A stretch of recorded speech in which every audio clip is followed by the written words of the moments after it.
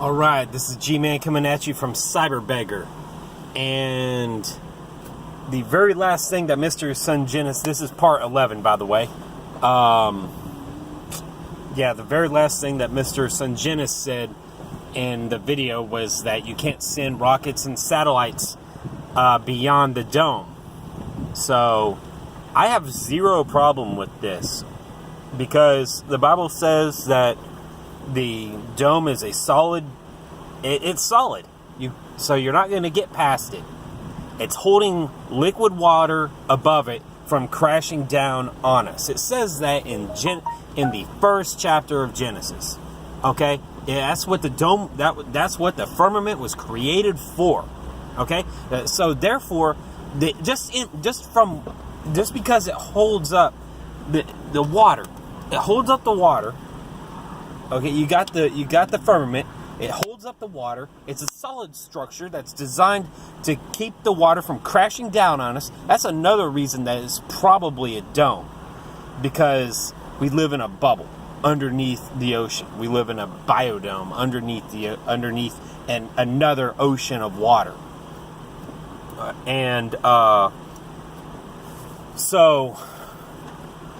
Then it says that the sun, moon, and stars are inside the firmament. Okay, so you get the sun, moon, and stars inside the firmament in the same way that if you take a bowl and turn it upside down, whatever is in that bowl is therefore inside the firmament. It says that the birds fly inside the firmament. It says that the birds fly inside the firmament. Okay? Hey, let me just look this up for you. Wrong phone. No, it's not. I can do it on this one. So let me just look this up for you, because this will say a lot. It shouldn't take me very long to get to Google Drive and Bible doctrine, PowerPoint presentations, fatal flaw, and not to be trusted, small path, the Bible.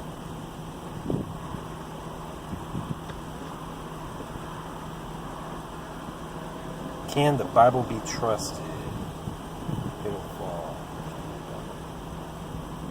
That will take a little while for me to find. I thought that would be a little bit easier.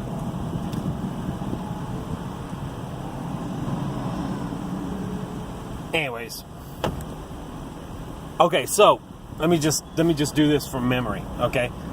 So like I said, you have the water, the firmament's holding up the water and keeping it from crashing down on us. The firmament has windows, as it says in Genesis, a little bit later in Genesis, chapter 7 or 8, or maybe, no, this says the windows opened, and then it says the windows closed.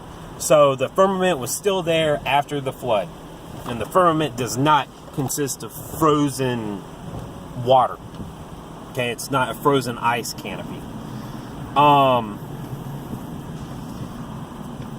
So let's get rid of that, get back to that. Okay, so the firmament does not consist of a frozen ice canopy.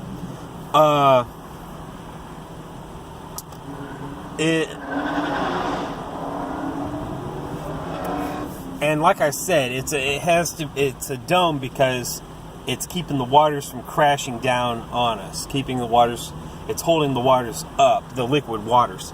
So the firmament has to be a solid structure.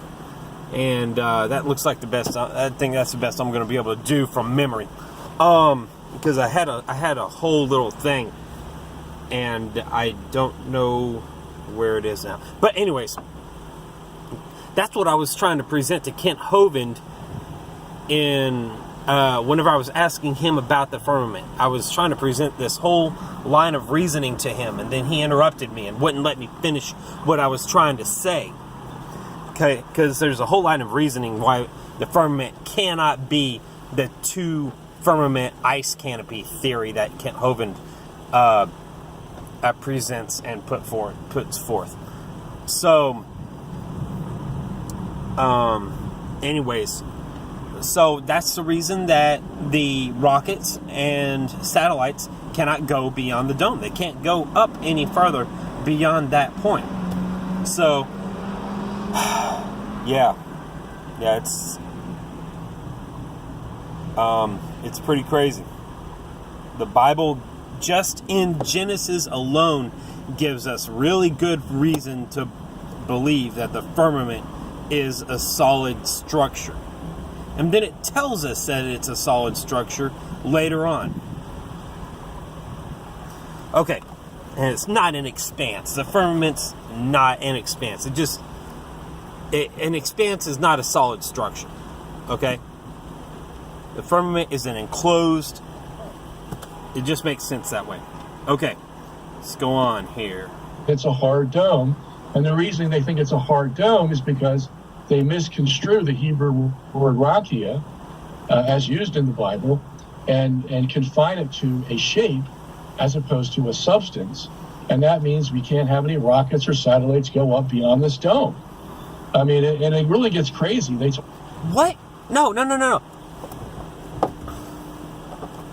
Like I just said, Mr. Sungenis, the dome is a solid structure. It's holding up liquid water. It's there to keep us all from drowning. Okay, so it's got to be solid. It's got to be solid.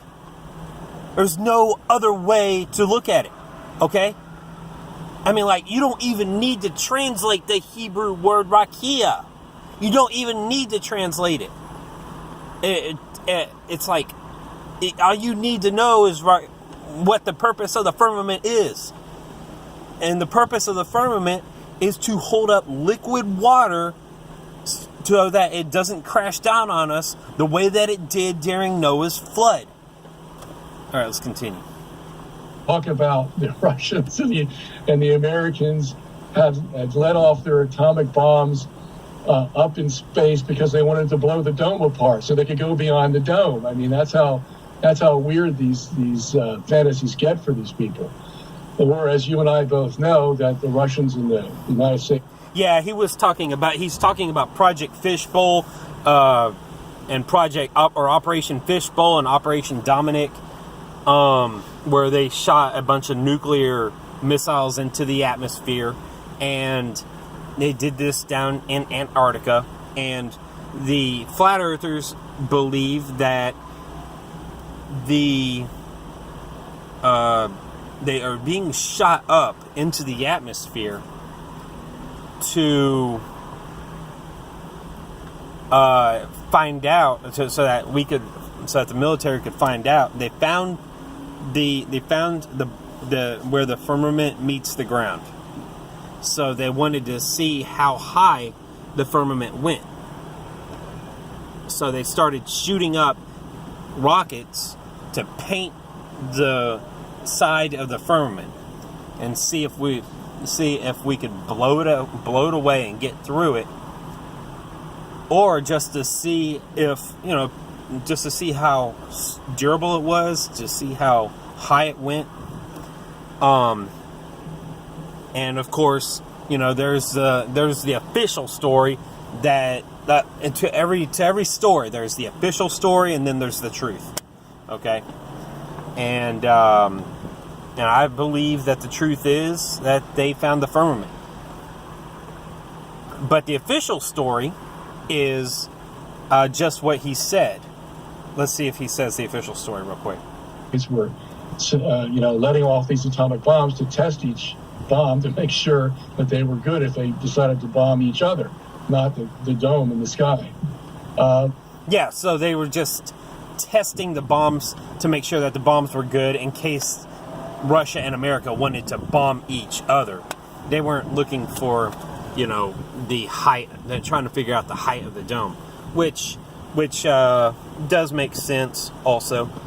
But whenever you go and look at those explosions for yourself, go look it up. Operation Dominic, Operation Fishbowl. And it looks like the bombs are exploding against a solid surface. It doesn't look like they normally do whenever the atomic bombs are blowing up and they create a big mushroom cloud. They don't look like that. It doesn't look like a big cloud, just a big ball of cloud just exploding in the atmosphere. It looks like it's hitting something and it's exploding against a solid structure. And it's spreading out in a way that it would look like it's, exploding along the surface of the earth. Like if you were to look down at a atomic bomb from the air, okay, you would see the mushroom cloud form. Then you would see the atomic bomb go out from the center and it would explode in a circle against the ground. Well, that's what it looks like is happening here against allegedly against the firmament. Okay, we're at 10 minutes or 11 minutes. Okay, G-Man out. I'll be coming out with the next part here in just a bit.